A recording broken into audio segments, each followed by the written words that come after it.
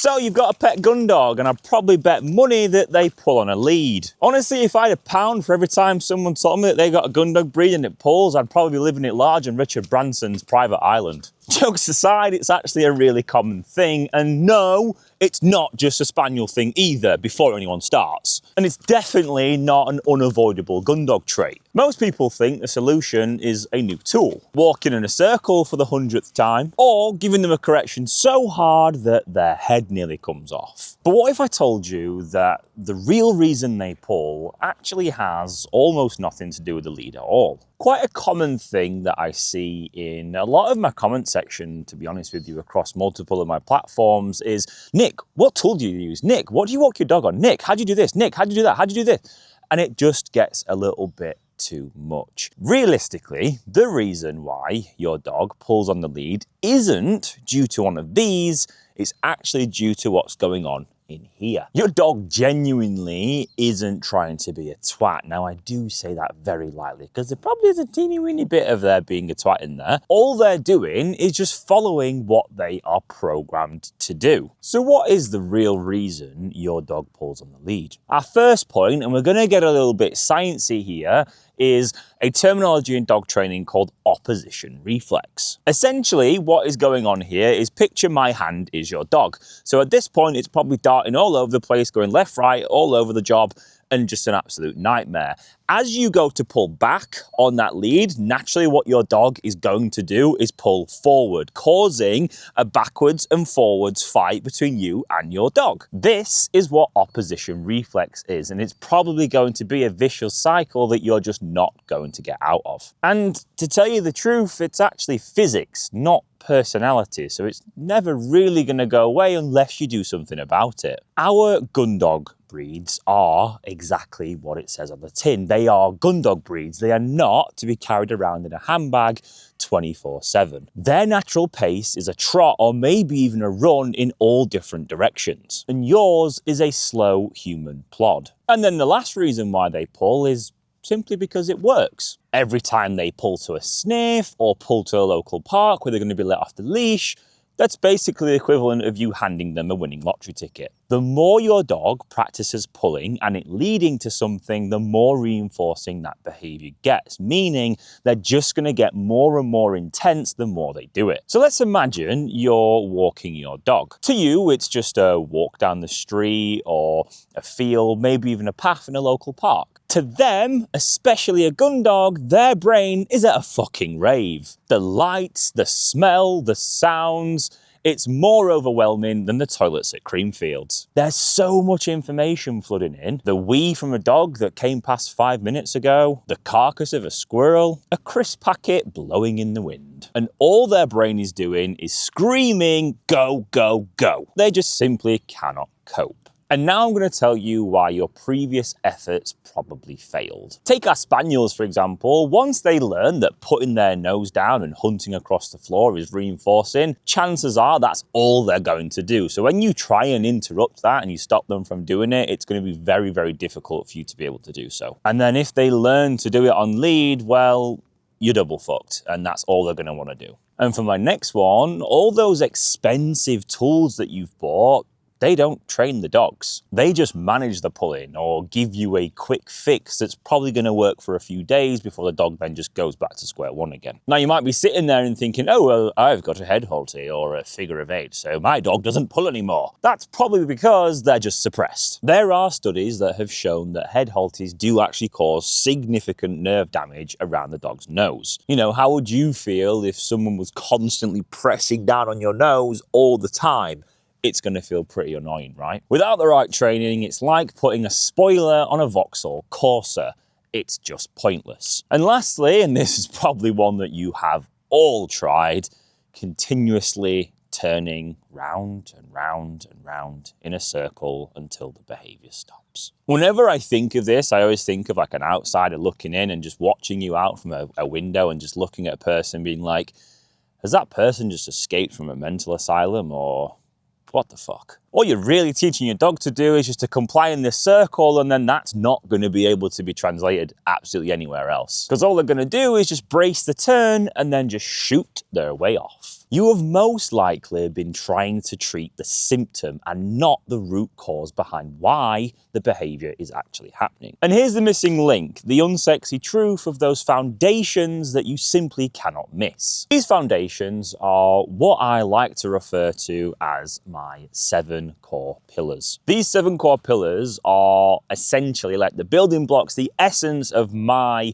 dog training, which I do within my business. Hey guys, sorry to interrupt. I just wanted to quickly say that if you share your life with a pet gun dog, you can download my free Pet Gun Dog Handbook. It'll give you a clear insight into the why behind your dog's behavior, as well as practical ways you can make meaningful progress starting from today. You can grab a copy via the link in the description. Okay, I'll let you get back to the video now. So first up, we have health and well-being. Now, you probably are thinking, like, what correlation does that have to my dog's pulling? Well, it's actually known that if a dog is under any sort of pain and discomfort, it can cause a lot of unnecessary overwhelm, meaning that could correlate into lead pulling. Next up, we have diet and nutrition. Are you just pumping your dog full of absolute nasties, and that's wiring them to the point where they literally cannot focus for longer than 30 seconds? Just like us, a healthy diet means a healthy stomach, which then feeds a healthy brain. And a healthy brain obviously means that your dog can actually be receptive to what you're teaching them. Quality sleep. Are they actually getting enough sleep? Dogs should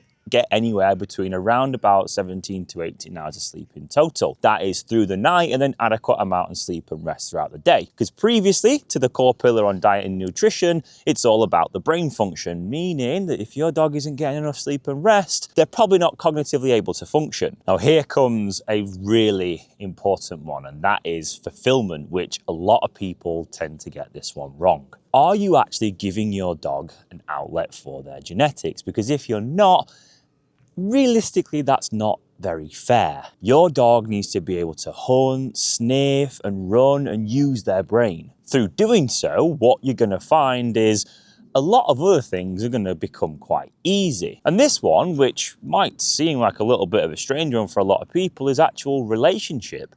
Do you have a good, solid relationship with your dog? Commonly, when it comes to the topic of lead pulling, what majority of people do is they're constantly correcting and yanking their dog back over and over and over again, which in the long run is just going to piss your dog off more. And that's going to become quite a detriment to your relationship with your dog. Now, I know a lot of you are like, but my dog cuddles me on the sofa. Now, hate to break it to you, but that doesn't actually equivalent to a good relationship with your dog. You know, does your dog actually see you as a teammate or just some geezer at the end of the lead? Unfortunately, you might just be boring to your dog, but don't worry, we can change that. And my next one is structure and boundaries. And this is one that I find catches quite a lot of people out. Your dog probably follows you from room to room. You struggle to recall them in from the garden, or they're quite door reactive.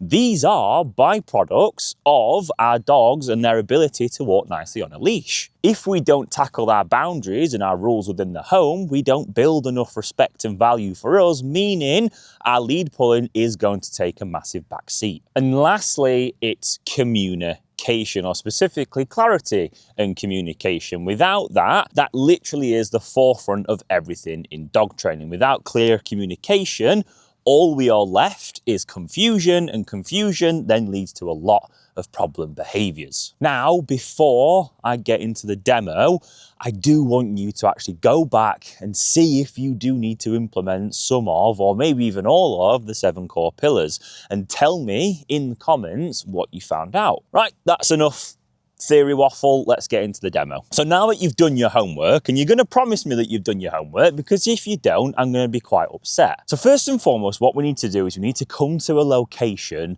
It's quite freaking boring, I'm not gonna lie. Like, don't go somewhere where your dog's used to having a ball launcher thrown fucking consecutively over and over and over again, or to a super highly populated, high traffic environment where there's loads of dogs and people all over the place. It's gonna make this quite difficult. Couple of examples, maybe just like a car park, maybe even your back garden, or just somewhere that's just really, really low value. So first of all, what I'm gonna do with little squibbles here is, one thing I notice, and one thing that I get complimented on a hell of a lot, is how freaking much this dog stares at me. Oh my God, does this dog just stare into my soul 90% of the time. Now, the reason he does that is actually because I've built a significant amount of value. We have a good relationship, and it's built through the amount of engagement that I do with him. So what you're gonna do is you're just going to walk around with your dog on the tool that you're going to be utilising for lead walking. And basically all I want you to do is just apply a little bit of lead pressure, and you're going to pair that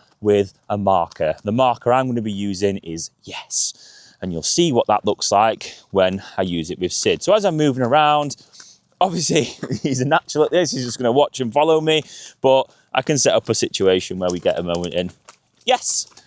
So pressure's applied, dog responds, reward with terminal marker. You're waiting for some pressure. Yes. Reward. Mix up. Oh my God, I just nearly lost my finger. Mix up your reward each time. The more you vary something, the more you add variety into what you're doing, the more motivating they're gonna find it. So every time I'm doing something different, I might go for a little reward event. So as we've got squibs here, stop being good. Go and be bad.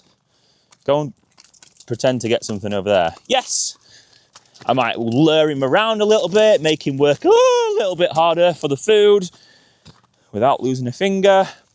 So now what we've naturally got is a dog that's like laser focused. They're following me along every step of the way. Now, genuinely, you could just go out and work on that for a couple of days, and that would suffice and would be absolutely fine. For this next step, we need to kind of attach the steering wheel onto the vehicle. So all I'm going to do is, and this is one that you're probably used to doing, is your directional changes. The thing that you've been trying to do aimlessly, but with no actual real direction. So all we're doing is with Sid here, I'm just going to work on shaping where I want the dog to walk.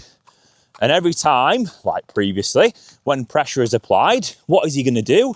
He's going to bounce on back to me, because he's learned that that isn't reinforcing being over there, being back here is. And then when I've got him, and I'm happy with a little bit of duration,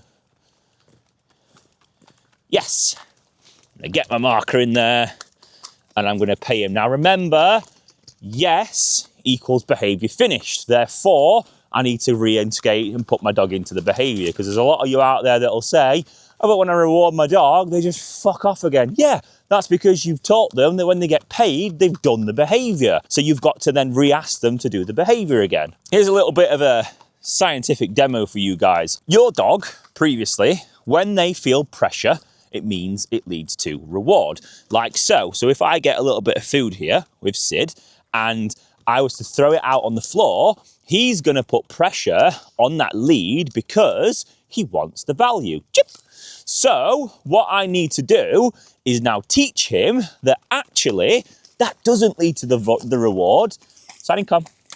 That doesn't lead to the reward. The reward is you coming back to me. So instead, when the food is out on the floor, what I'm going to do, side income, yes. I've taught him that pressure equals value with me, not out there. So again, just bouncing back into our drill. This is where it's going to get a little bit messy, because obviously you've built so much value with your dog, they're going to be just staring at you like a loony. So you're just going to kind of need to shape and mold where you want the dog to walk on the lead. And then as you get that consistency out of the dog, yes.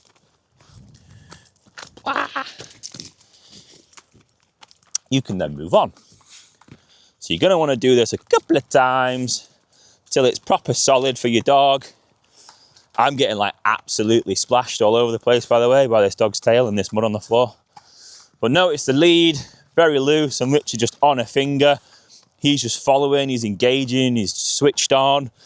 And then we start to formulate a loose lead, to which I'm just going to walk off into the sunset. Bye, guys. Adios.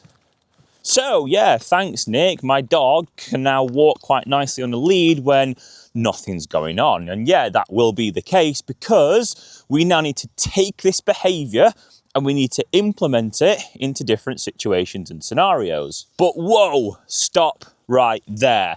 I don't want to see you jumping from a car park to the middle of central London, because your dog is just going to go straight back into that mindset of, whoa, we're at a rave, and they're just going to lose their head. So you're going to want to go from easy to medium, from medium to then hard.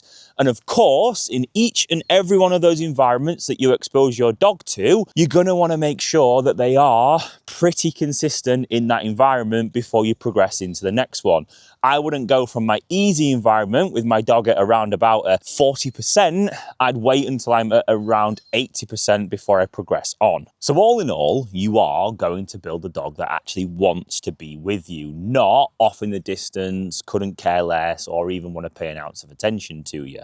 Do your homework, understand your dog's needs, and then implement this drill, and you will start to see and get that ball flowing. Your loose lead walking will naturally follow as long as all those foundations are solid. So to wrap up, stop blaming these guys and stop relying on these, and actually take action and understand your dog for who they are. Check the fulfilled and make sure you've got those 7 core pillars laid out. Fixing lead pulling won't be solved in a 10-minute training hack or some gobbledygook you've seen on a Facebook group. You've got to change your entire approach to the situation. Do the unsexy work first and the loose lead walking will follow.